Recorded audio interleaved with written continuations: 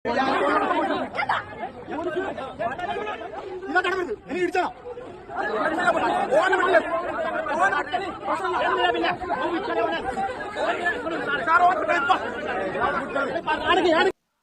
ജില്ലയിൽ നടന്ന ഒരു സംഭവമാണ് നിങ്ങളിപ്പോൾ സൈഡിൽ കണ്ടത്. അവൻ എന്നെ തല്ലിയതാണ്, അവനെ ഞാൻ കൊണ്ടുപോകും എന്ന് പറയുന്ന ഒരു പോലീസുകാരൻ. അതായത് ഒരു വലിയ പ്രശ്നം ഉണ്ടായി, നിങ്ങളെല്ലാവരും അറിഞ്ഞു കാണും. പുതിയ ഒരു ട്രാഫിക് നിയമം വരികയാണ്. അതായത് ലൈസൻസ് കിട്ടണമെങ്കിൽ ഇനി കുറച്ച് കഷ്ടപ്പാടാണ്, കുറച്ച് പാടുപെടണം. അപ്പോൾ ഗണേഷ് കുമാർ പറഞ്ഞ ഒരു സംഭവം എന്താ വെച്ചിട്ടുണ്ടെങ്കിൽ, ഒരു ദിവസം 30 പേർക്ക് ആണ് ഇനി മുതൽ ലൈസൻസ് കൊടുക്കാൻ പാടുള്ളൂ, അല്ലെങ്കിൽ കൊടുക്കുകയുള്ളൂ എന്നാണ് പുതിയൊരു നിയമം വരാൻ പോകുന്നത്. അതായത് കുറച്ച് ബുദ്ധിമുട്ടുള്ള രീതിയിലാണ് ഇനി ടെസ്റ്റും കാര്യങ്ങളൊക്കെ വരാം. ഓക്കെ, അപ്പൊ മലപ്പുറം ജില്ലയിൽ മാത്രം ഉണ്ടായ ഒരു വിഷയമല്ല കേട്ടോ, ഇന്ന് പല ജില്ലയിലും ഉണ്ടായ ഒരു വിഷയമാണ്. അതായത് മെയ് 1 മുതലാണ് പുതിയ ഈ ഒരു നിയമം നടപ്പിലാക്കാൻ പോകുന്നത് എന്ന് ആദ്യം തന്നെ നമ്മളുടെ മന്ത്രിയായിട്ടുള്ള ഗണേഷ് കുമാർ പറഞ്ഞിട്ടുണ്ടായിരുന്നു. പക്ഷേ പെട്ടെന്ന്, വളരെ മിന്നൽ പണിമുടക്ക് എന്നൊക്കെ പറഞ്ഞ പോലെ വളരെ പെട്ടെന്ന് തന്നെ ഇന്ന് രാവിലെ തന്നെ, ഇന്ന് മുതൽ തന്നെ RDO ആ ഒരു നിയമം നടപ്പിലാക്കാൻ അങ്ങോട്ട് തീരുമാനിച്ചു. അതായത് ഇനി മുതൽ ഒരു ദിവസം 30 ആൾക്ക് ലൈസൻസ് കൊടുക്കൂ എന്നുള്ളതാണ്. ന്യായമായിട്ടുള്ള ഒരു കാര്യമാണ് എന്നാണ് പലരും പറയുന്നത്. പക്ഷെ പെട്ടെന്ന് ഈ ഒരു സംഭവം വന്നതുകൊണ്ട് അവിടെ ഉണ്ടായിരുന്ന 190 ആളുകൾക്ക് ബുദ്ധിമുട്ടായി. അങ്ങനെ ഒരു ചെറിയ വാക്ക് തർക്കം ഉണ്ടാവുന്നു. പോലീസുകാരെ കയ്യേറ്റത്തിന് വരെ നാട്ടുകാർ, അല്ലെങ്കിൽ ഈ ഒരു ഇതിന് വേണ്ടി ലൈസൻസ് വന്ന ആളുകൾ, ലൈസൻസിന് അപേക്ഷിച്ച ആളുകൾ വന്ന് പ്രശ്നം ഉണ്ടാക്കി കുറെ ആളുകൾ അറസ്റ്റ് ചെയ്ത് നീക്കി.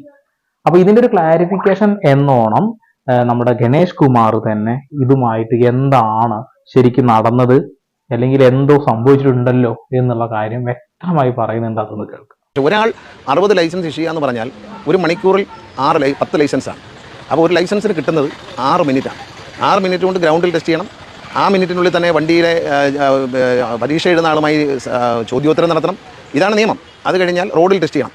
റോഡിൽ ടെസ്റ്റ് ചെയ്യാൻ കാറിലേക്ക് കയറിയിരുന്ന് ഉദ്യോഗാർത്ഥി ലെഫ്റ്റ് ഇടുമ്പോൾ, പഠിക്കാൻ പരീക്ഷ എഴുതാമെന്നാണ് ബെൽറ്റ് ഇടുമ്പോൾ തന്നെ 3 മിനിറ്റ് കഴിഞ്ഞ്, ഗിയറിട്ട് എടുക്കുമ്പോൾ 4 മിനിറ്റ് കഴിഞ്ഞ്. അപ്പോൾ 6 മിനിറ്റ് കൊണ്ട് അത്ഭുതകരമായി ഈ കൊടുക്കുന്ന നടപടി പുനഃപരിശോധിക്കണം എന്ന് പറഞ്ഞു. പക്ഷേ ഔദ്യോഗികമായി നടത്തിയ ഒരു യോഗത്തിലെ വിവരങ്ങൾ രാത്രി തന്നെ മാധ്യമങ്ങൾക്ക് ചോർത്തി കൊടുത്ത ഉദ്യോഗസ്ഥരെതിരെ കർശനമായ നടപടിയെടുത്തു. ഓക്കെ, അതായത് ഈ ഒരു നിയമം ശരിക്കും പറയുന്നുണ്ടെങ്കിൽ ചർച്ച ചെയ്തുകൊണ്ടിരിക്കുകയാണ്. ഇപ്പോഴും മെയ് 1 നടപ്പിലാക്കും, എന്നാലും ഇപ്പോൾ അതിന്റെ സാധ്യതകളെ കുറിച്ച് ചർച്ച ചെയ്തുകൊണ്ടിരിക്കുകയാണ്. ഇത് ചുമ്മാ അങ്ങോട്ട് ചർച്ച ചെയ്യല്ല. RDO, അത് വേണ്ടപ്പെട്ട ഹൈവേ പോലീസും മറ്റുള്ള ആളുകൾ, അവരെയൊക്കെ വിളിച്ചു വരുത്തിയിട്ടാണ് ഇതിന്റെ കാര്യങ്ങളൊക്കെ സംസാരിക്കുന്നത്. അതിനിടയിൽ നിന്നും ഏതോ ഒരു പോലീസുകാരൻ ചോർത്തിയെടുത്ത, അല്ലെങ്കിൽ ഏതൊരു ഉദ്യോഗസ്ഥൻ ചോർത്തിയെടുത്ത ഒരു ന്യൂസ്, ഒരു കാര്യമാണ്. ഇതൊരിക്കലും റിട്ടേൺ ആയിട്ടുള്ള ഒരു നിയമമായിട്ട് ഇപ്പോഴും നടപ്പിലാക്കാൻ വേണ്ടിയിട്ട് തീരുമാനമായിട്ടില്ല. അതിനിടയിൽ ആരോ കണ്ടതാണ്. വളരെ ന്യായമായിട്ടുള്ള ഒരു കാര്യമാണ് ഇപ്പൊ അതിനിടയിൽ അദ്ദേഹം പറയുന്നത്. അതായത് ഒരു മണിക്കൂറിൽ 10 പേർക്ക് ലൈസൻസ് കിട്ടുന്നു എങ്കിൽ അത് ശരിക്കും പരിശോധിക്കേണ്ടത് തന്നെയാണ് അല്ലെ.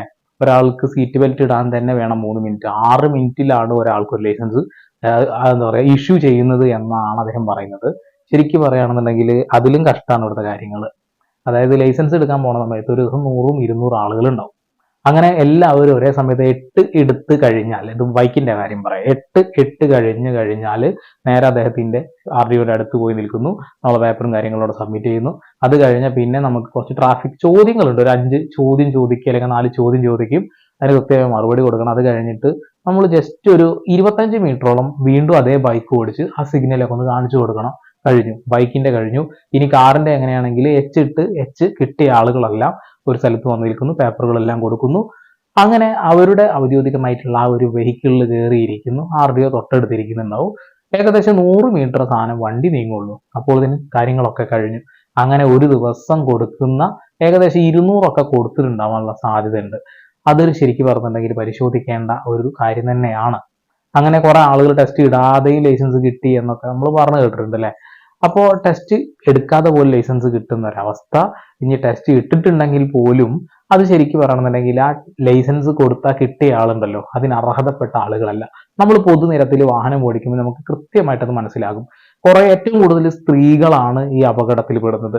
അതായത് ഒരു ബൈക്ക് ഓടിക്കുന്ന സമയത്ത് അത് എങ്ങനെ നിർത്തണമെന്ന് അറിവില്ല, അല്ലെങ്കിൽ ഈ സിഗ്നൽസ് എങ്ങനെ ഉപയോഗിക്കണം എന്ന് അറിയില്ല.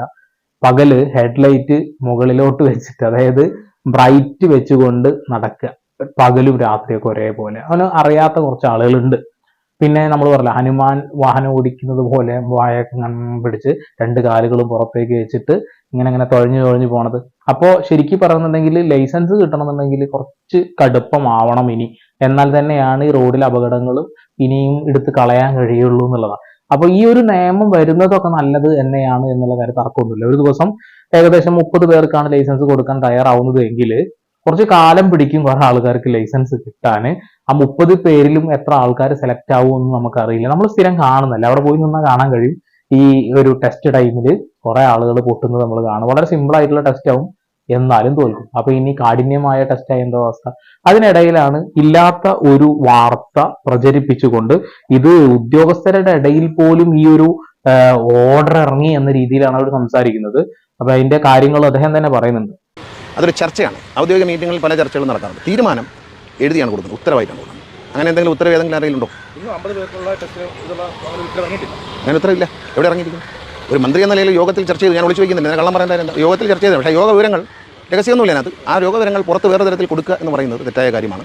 അത് ഒരു അന്തരീക്ഷം മോശമായി. ഈ തിരഞ്ഞെടുപ്പ് കാലത്ത് പലർക്കും മുതലെടുക്കാൻ, LDF സർക്കാരിനെതിരെ മുതലെടുക്കാൻ ഒരു അവസരം ഉണ്ടാക്കാൻ ചില ഉദ്യോഗസ്ഥർ ശ്രമിച്ചു. അത് ഡ്രൈവിംഗ് സ്കൂളുകാരുമായി ചേർന്നിട്ട് തന്നെയാണ്. പറയാൻ മടിക്കേണ്ട കാര്യമില്ല. അതിൽ അന്വേഷണം നടക്കും. ഞാൻ അതിനുള്ള നിർദ്ദേശം നൽകിയിട്ടുണ്ട്. ഡ്രൈവിംഗ് സ്കൂൾ അധികൃതരും പോലീസുകാരും ചേർന്നുകൊണ്ട് ഈ RDO വിഭാഗത്തിൽപ്പെട്ട ആളുകളും ചേർന്നുകൊണ്ടാണ് ഈ ഒരു കാര്യം ഇറക്കിയത്. ഇപ്പോഴും പേപ്പറിൽ ഔദ്യോഗികമായിട്ട് ഈ ഒരു നിയമം നടപ്പിലാക്കാൻ ഇപ്പോഴും ഗവൺമെന്റ് തയ്യാറായിട്ടില്ല. അതിന്റെ കാര്യങ്ങൾ പഠിച്ചുകൊണ്ടിരിക്കുന്നത്. മെയ് 1 മുതൽ അത് നടപ്പിലാക്കുക. അതിനുള്ളിലുള്ള പ്രശ്നങ്ങളൊക്കെ പരിഹരിക്കാനുള്ള ചർച്ച നടക്കുന്നതിനിടയിൽ ആരോ ചോർത്തിയെടുത്തതാ.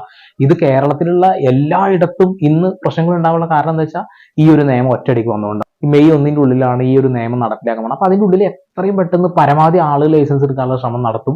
എന്നിട്ട് അവർക്കൊക്കെ ലൈസൻസും കിട്ടും. അവരൊക്കെ റോട്ടിലും ഇറങ്ങും, ആളുകളെ ഇടിച്ച് കൊല്ലുകയും ചെയ്യും, സ്വയം ഇടിച്ച് വീഴുകയും ചെയ്യും. അത് നമ്മൾ കണ്ടുകൊണ്ടിരിക്കുകയാണ്. ഒരുപാട് ആളുകളുടെ അവസ്ഥ ഇതാണ്. ഇപ്പൊ KSRTC ഡ്രൈവർമാരുടെ അവസ്ഥയൊക്കെ നമുക്ക് അറിയാമല്ലോ. ഇനി ഈ മറ്റുള്ള റോട്ടിലുള്ള മറ്റുള്ള കാറുകളുടെ അവസ്ഥ നമുക്കറിയാം.